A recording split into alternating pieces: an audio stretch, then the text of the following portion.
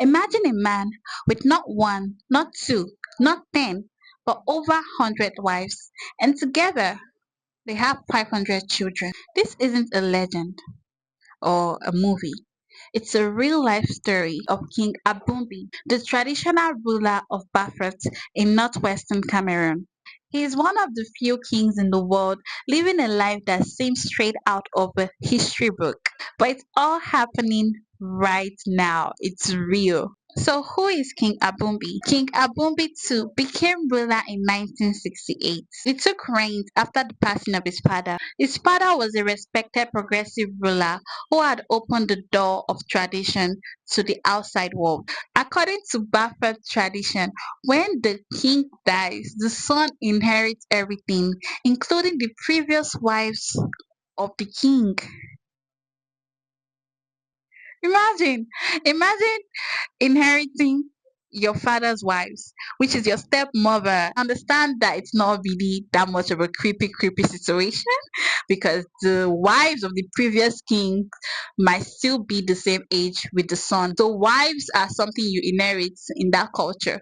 So when the king dies, the son inherits his stepmothers, the son inherits those wives. So King Abumbi already had 28 wives before inheriting 72 wives from his father. So that makes it over 100.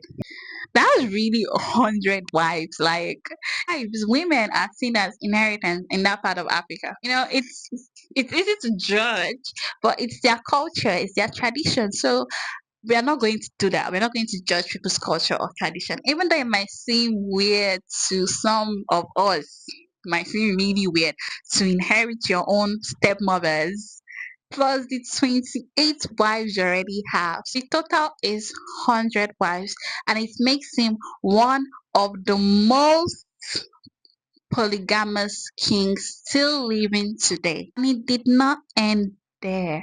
Over the years, he will go on to marry more wives. Like the 100 wives were not enough. So over the years, he would go on to marry more wives. In some African countries, especially those that live backwards, they see marrying more wives as accomplishments. So, are you really successful if you don't have a lot of wives around you? So over the years,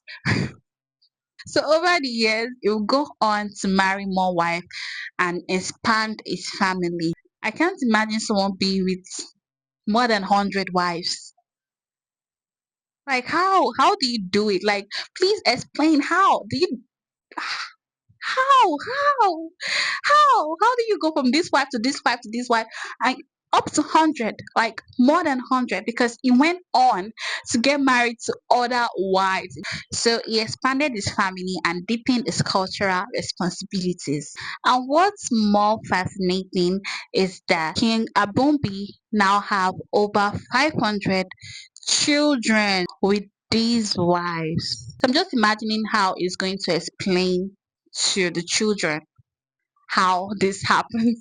I don't know. Imagine growing up as one of the children. Like, imagine growing.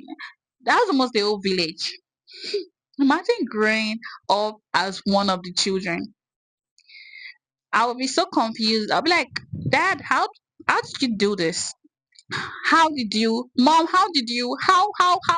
I'll have so many questions on how this process was done. So it's a family so big that many don't even know their siblings' name. Imagine having more than imagine having more than 400 siblings. How are you going to do it? Like, so I would understand why many of these children don't even know their siblings' name because it's a lot. It's a whole village. It's knowing more than 400 people's names. So each of these children are tied to his legacy. So to the outside world, to people like me, it might seem strange, weird, or overwhelming, but to the people of Bafred, to these people, it's normal. It shows responsibility, it shows royalty, it shows pride. It's a thing of pride, it's a thing of royalty, it's a thing of respect. It shows culture, it shows tradition. So people like me and you may not fully understand how someone could marry over 100 wives and have 500 children, but to people like them, it's their culture, it's their tradition. They know that, they understand that, and it means respect, it means responsibility, it means royalty. So each wives play a specific role. These women are deeply involved in running of the palace and in training the next generation of royal descendants. So despite what some might think, despite what people like me and you may think, the household doesn't run on chaos. It is said that the household doesn't run on chaos. It is run on hierarchy. Elders guide the younger ones. The older wives train the newly wedded wives, and the king oversees everything with wisdom passed down through generations. So even with this backward culture and this backward tradition, the king still embraced the idea that tradition must work alongside with progress. So he has sent some of his children abroad to study. So some of them return as doctors, lawyers, and entrepreneurs. Others become leaders in the community, blending traditional knowledge with global awareness. It speaks openly about the need to evolve without erasing identity. This palace is now visited not just by elders or villagers, it's visited by tourists. So, question for you, let me know in the comment section. Will you be able to handle more than one wife? Will you be able to handle 100 wives? Let me put the question like this. Will you as a man, whether you're in Africa or you're in other parts of the world, will you be able to handle more than one wife? Will you be able to handle 100 wives with 500 children? Even if you had the money, will you be able to give those children the time, attention, and affection that they need? Will you be able to give those wives the time, affection, attention that they need?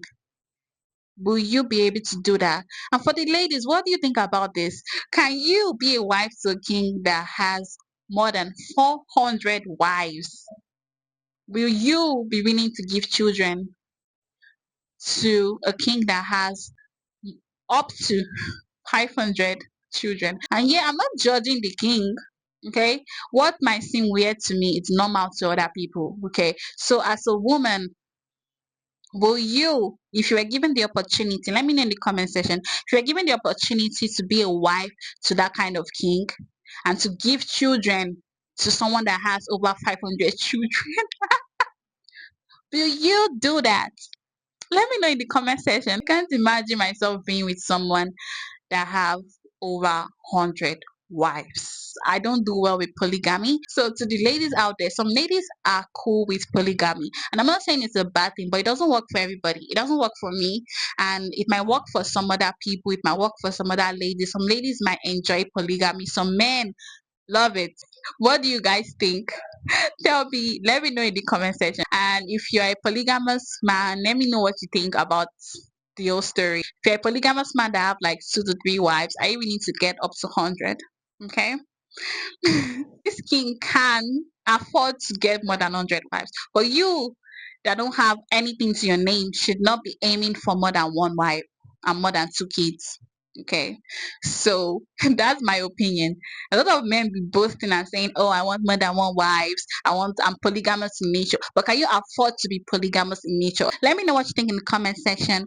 Also, if you like this video, if this video was surprising, if it was shocking, please let me know in the comment section.